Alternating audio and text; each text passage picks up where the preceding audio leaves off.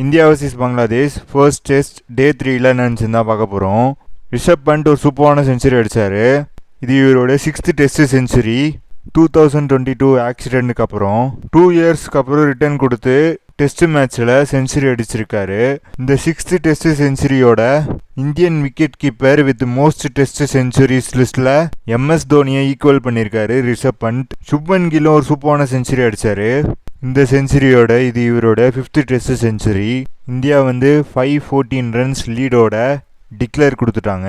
ரிஷப் பண்ட்டும் சுப்மன் கில்லும் 167 runs partnership போட்டாங்க. KL ராகுலும் சுப்மன் கில்லும் 53 ரன்ஸ் பார்ட்னர்ஷிப் போட்டாங்க. பங்களாதேஷ் பவுலர்ஸ் அந்தளவுக்கு பவுலிங்கே பண்ணல. ஒரு விக்கெட் தான் மெஹதி ஹாசன் மிராஸ் எடுத்தார். மற்றபடி வேறு யாருமே விக்கெட்டே எடுக்கல. 515 ரன்ஸ் டார்கெட்டோட பங்களாதேஷ் பேட்டிங்க்கு வந்தாங்க. பங்களாதேஷ் ஓப்பனர்ஸ் சூப்பராக ஸ்டார்ட் பண்ணாங்க.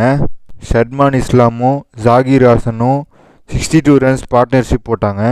பும்ரா அந்த பார்ட்னர்ஷிப்பை பிரேக் பண்ணார். ஜாகிர் ஹாசன் விக்கெட் எடுத்து அந்த பார்ட்னர்ஷிப்பை பிரேக் பண்ணார். ஜெய்ஸ்வால் ஒரு சூப்பரான கேட்ச்சு லெஃப்ட் ஹேண்டில் 1 ஹேண்டில் பிடிச்சாரு. ஒரு செம்மையான கேட்ச்சு ஜெய்ஸ்வால் கிட்ட இருந்து. அஸ்வின் ஒரு 3 விக்கெட் எடுத்தார். அஸ்வினோட ஃபர்ஸ்ட் விக்கெட் கில் ஃபார்வர்டில் டைவ் பண்ணி பிடிச்சாரு. ஒரு செம்மையான கேட்ச்சு சுப்மன் கில் கிட்ட இருந்து. செகண்ட் விக்கெட் பேட்ஸ்மேன் டிஃபெண்ட் பண்ணலான்னு பார்த்தாரு. பால் பேட்டோட எட்ஜில் பாஸ் ஆகி பவுல்டு.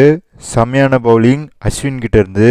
தேர்ட் விக்கெட் KL ராகுல் டைவ் பண்ணி பிடிச்சாரு. செம்மையான கேட்ச்சு KL ராகுல் கிட்ட இருந்து. அஸ்வின் இப்போ 3 விக்கெட்ஸ் எடுத்திருக்காரு. நாளைக்கு டே 4ல் 5 விக்கெட் ஆல் எடுப்பாரா அப்படிங்கிறத வெயிட் பண்ணி பார்க்கலாம். At the end of day 3ல் பங்களாதேஷ் 158 ஃபார் 4ல் இருக்காங்க.